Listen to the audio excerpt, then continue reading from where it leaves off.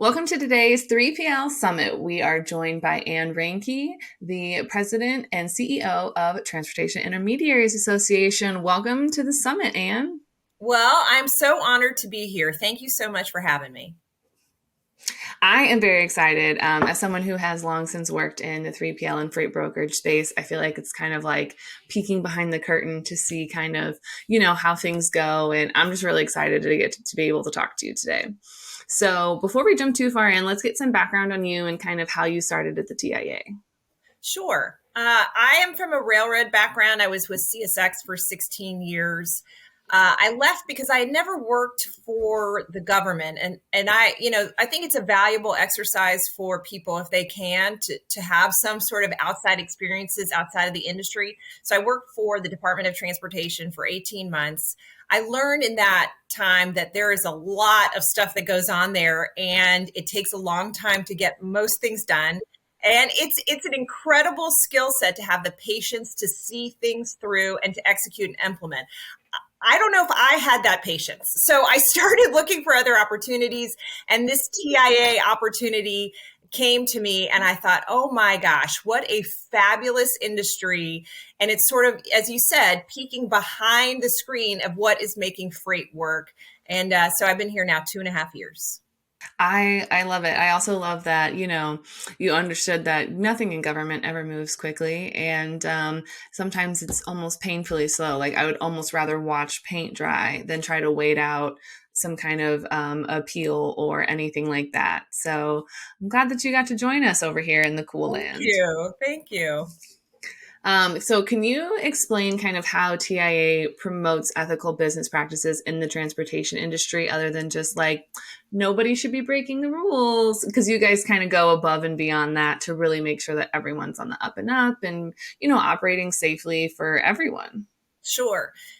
And thanks for asking, because ethics, as you know, is a huge issue, certainly right now with the amount of fraud that we're seeing in the marketplace.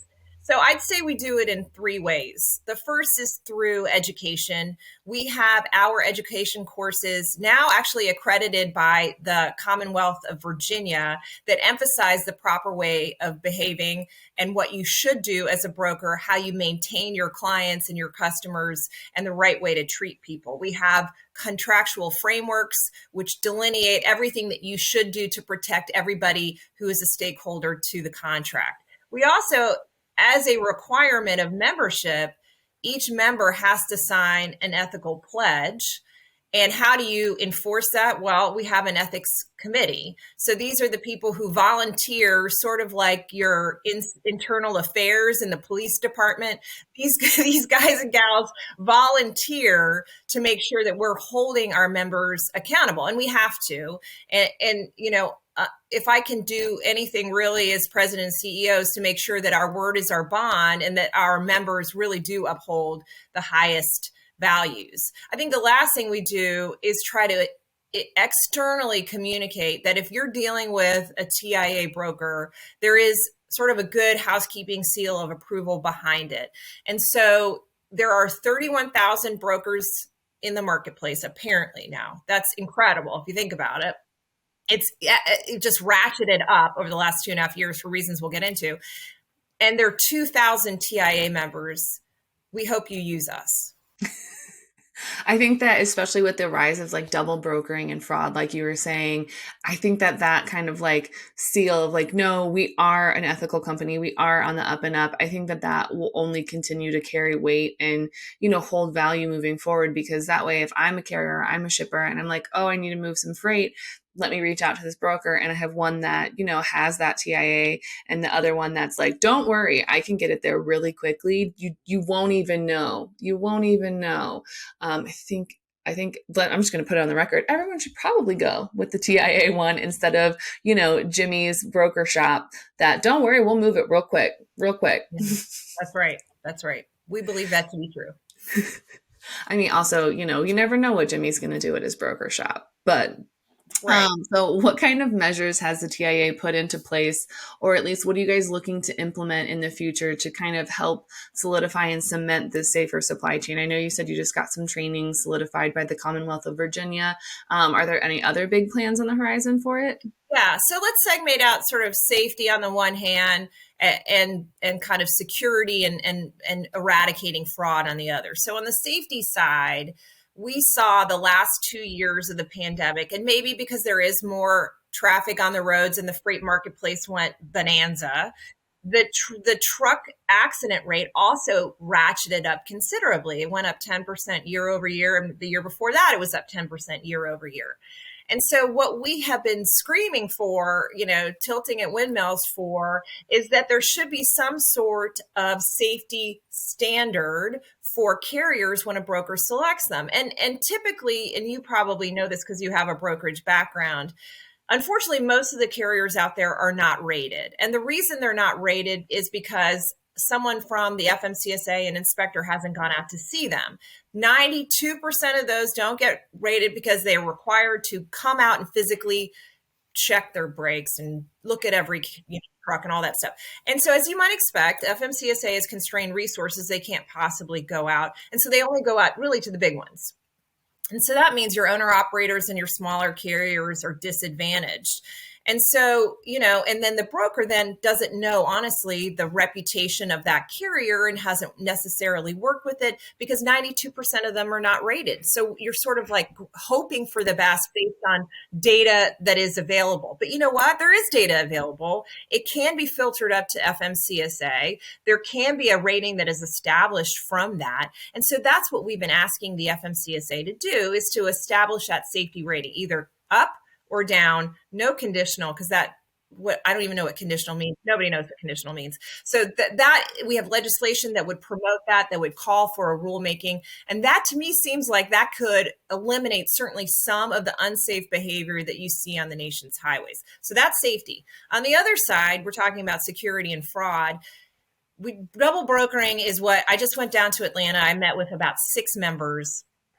Every single one of them said they have never seen double brokering as bad as they've seen it in the last few months. And why is that? I think there are a lot of reasons. You could probably think of some too, Mary. That the fact that the freight market is down and there are a lot of people in the space means there are more people chasing less freight. But also with the digitization of freight, you're not faxing documents every time. You're not calling everybody.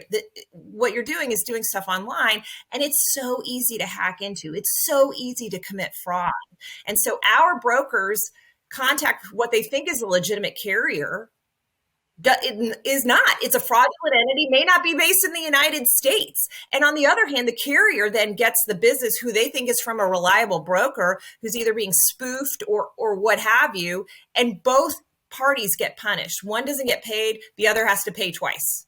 Either way, right? And that's the best result. Otherwise, you have an insecure outcome where, like, one of our members had a load of meat stolen. We don't know where that meat ever went. Where did the meat go? Like, are we eating it now? I don't know. And so to me, that is something that's really, really a huge problem, and not any enforcement to stop it. I mean, like you said, the FMCSA is limited in their resources. It's not like they can just like hire thousands of people to go out and inspect all these carriers. So I really feel like if they are able to kind of roll up these like safety ratings and everything like that, just like up or down, and if a carrier gets a down rating and they're like, no, we're a good carrier, then they can appeal it, and then that will also kind of help the FMCSA know where they need to divert resources and where they need to go, because you don't want to waste time going inspecting the big guys, because 9 times out of 10 they're probably always going to pass, because they're a large trucking entity. Yeah, It's a lot of those. Exactly. Yeah, it's a lot of those smaller ones that have that problem. And I can't even tell you how many times in the last few months, again, like you said, I have heard so many people that's like, we have these great programs in place. We have all these rules for selecting new carriers. We have all these like processes we go through, and they'll still get hit with double brokering just because, you don't know. That's right. And, so we have a couple of members that I talked to when I was in Atlanta.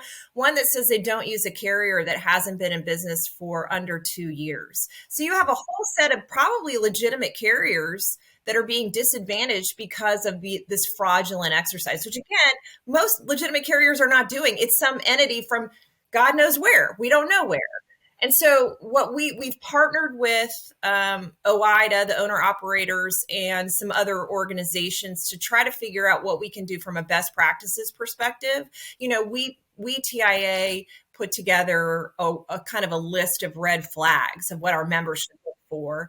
And so, for example, one would be that there's a Gmail account as opposed to a legitimate business account that you're working with, or they don't give you a physical address, it's a PO box, or you can't ever contact the driver, there's no way to track the shipment. Like all of this stuff that goes to tell you, all right, something is not right, and so I'm not going to do business with them. And so partnerships, also technology. We have a number of technology solutions that are trying to get at this problem.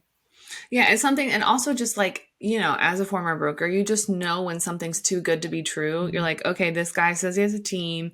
He's coming in like $200 to $300 under every other spot quote I've gotten. And he's got like a at Yahoo. And you're like, dude, it's not that hard to just like Yahoo. register. Yeah, right.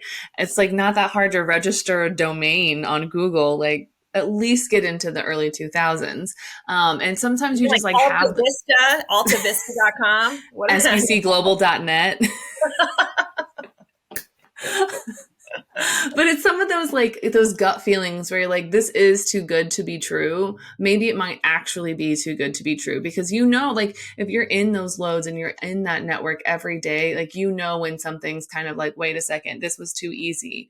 Why was it too easy? This is a new carrier, not a lot of data on. Maybe just ask for some references. And any carrier I've asked for references, if they're a good carrier, they're like, oh, of course, no problem. Here you go. Here's some people you can call really quick. And other times, if they're like, why do you need references? You shouldn't have to ask for that. Then you're like, okay, maybe I'll just call someone else. Yeah, your spidey sense goes off. And right, here's the advantage of having a down market, which there's not many advantages. But one of them is when we were in the middle of our, freight bonanza, you don't necessarily have time to do like the third or fourth check on that carrier. You sort of have to get the freight moving. We have a little bit more time to do that. And unfortunately, now it seems like we have to do that much more often.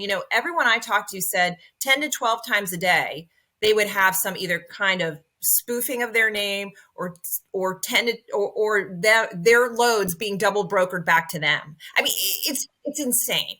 Yeah. Also, the audacity to try to Yeah. double broker something back to someone that brokered it to you in the first place, like that's asking for trouble. Well, but unfortunately, as you know, there's not a lot of trouble that they're getting. I mean, what we're trying to do is have heat, light, and thunder, as my old boss would say, to a cause that's affecting a lot of people. But with the exception of the state of California, which is really, they have a fraud division and they're going after bad actors. A lot of the reasons why is because a lot of it is emanating from California, but there are not that many repercussions. It's almost like the perfect crime because they can get into the business and get out in 30 days and then create a new name and get a new MC number, maybe and all of that, fake an MC number, all of that stuff. It's too easy to do. And if you're not going to get, hit with some sort of enforcement action, then why not try? Right, because all I'm going to do is create an MC number, and then if I get found out, I have to shut down this MC. Okay, nothing is stopping me from going and applying for another one the same day. That's right. So that's one of my like things of like, why can't we just close this loop? Well, Mary, what is the solution? What are you thinking about that? I mean, I think the only thing that I could think of is that like, because it's like you said, the enforcement part of it is the hardest part because you have to have those resources to go after people. So ideally, in a perfect world, it would become like states would be able to get involved and they would be able to shut it down and then refer it up to the FMCSA, say, hey, someone with this name can no longer apply for an MC number. But then again, that's not really changing anything because they could use a false name. So it's literally just like you try to stop one. It's like you cut off the head of a snake and two more grow back. Yeah. I mean, this, you probably have had your own identity spoofed and people get an email from you saying, hey, I just need a few $1,000s to whatever. And you're like, it's not me. So, I actually did, I'm a nerd, I guess. I called my service provider and I said, hey, I'm being spoofed, and I'm like, yeah, that's too bad. That happens. I mean, you're sort of like, there's nothing that can be done. Does anyone care? I mean, it just, but it's so rampant. I guess they don't have enough resources to track it all down. So if we can do anything to help, and we have some members who put together their own list of people that they have had bad experiences with. We have our TIA watchdog, right, which provides our members reports about their interactions. That provides some sort of help, but it's sort of like you've got to have 6 or 7 different tools in the toolkit.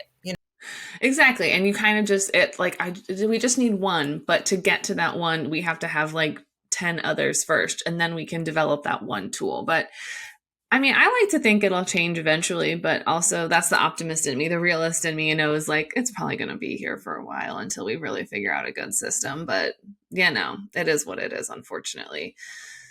Well, we're hopeful that if we have enough technology, enough sort of, again, enough attention to this matter, that the very fraudulent crooks who apparently could have a lot of smarts and spend their time doing bad instead of doing good. Imagine what they could do if they did good.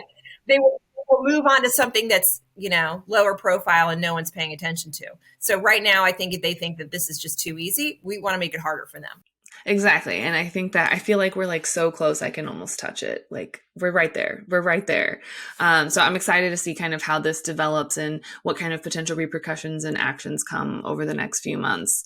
But so you guys have really kind of doubled down on this safety and promoting ethical supply chains. What kind of challenges have you guys come when you're trying to implement these programs? Because I'm sure not everyone's like immediately like, oh, okay, I'm on board. Yeah, I think what can be challenging is, so, we just talked ad nauseum about double brokering. So one of the challenges is that the perspective from the enforcement side is, well, that's not a safety issue. FMCSA is a safety organization. We don't have the jurisdiction to really get involved, right? They have a national consumer complaint database. Yes, that is under their portfolio, but they don't believe that they are legally able to do much about those complaints because they are commercial complaints. So that can be frustrating because, again, from our perspective, we can create a scenario where actually safety is affected and where security in the chain of custody is affected. But running into that challenge, like this is just a commercial dispute. Same thing from the state enforcement side. They said, well, it sounds like you're out of luck. Sorry you had this bad business deal.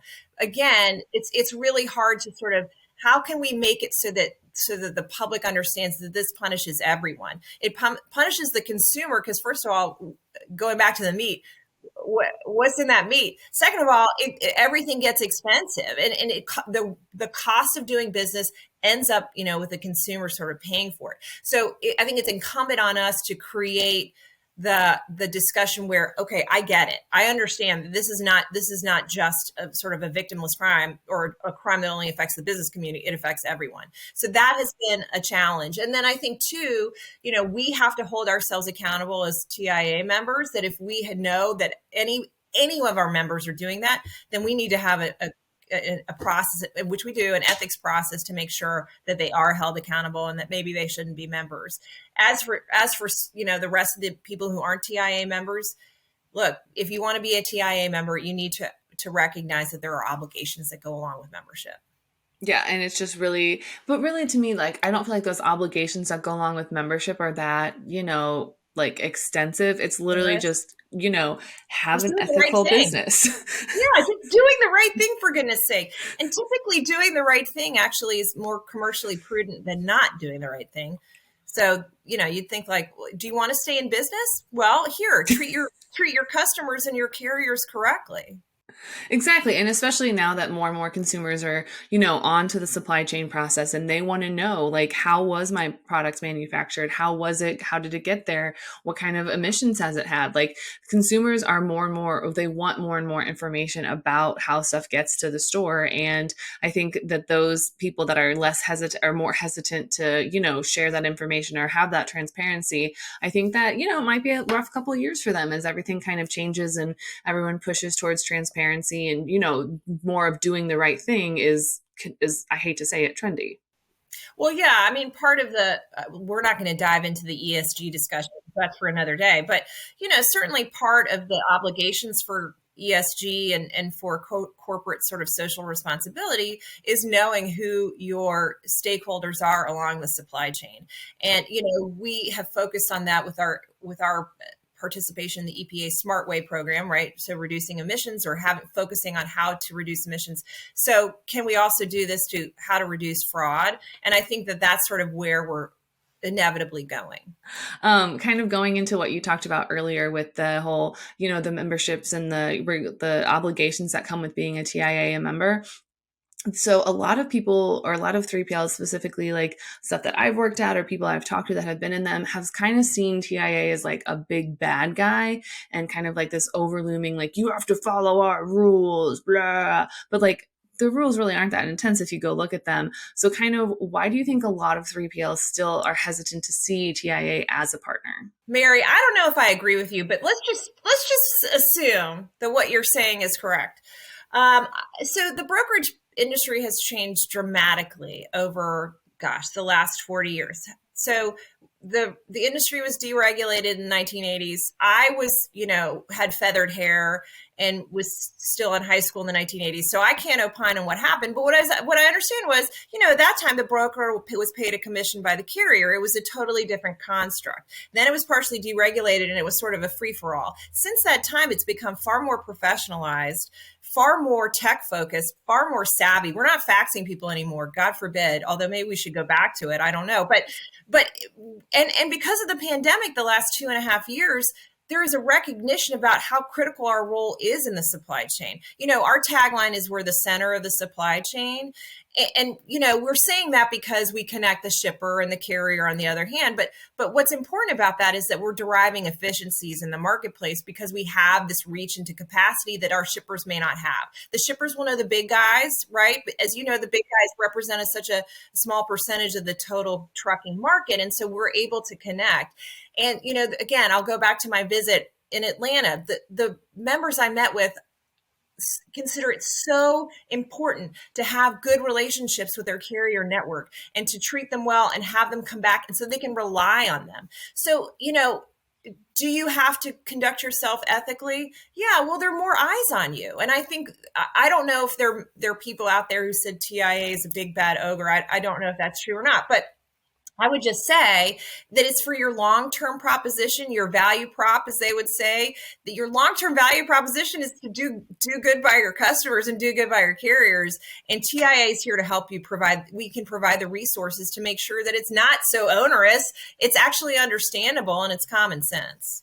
It's truly like, no, we're here to help you. Like, tell us what you need and we will help you through it. We're not this big bad that's going to come and say, you're doing your business wrong. You're like doing all of this wrong. Like, it's just like, no, we're a friend. Like, just come hang out with us. Yeah.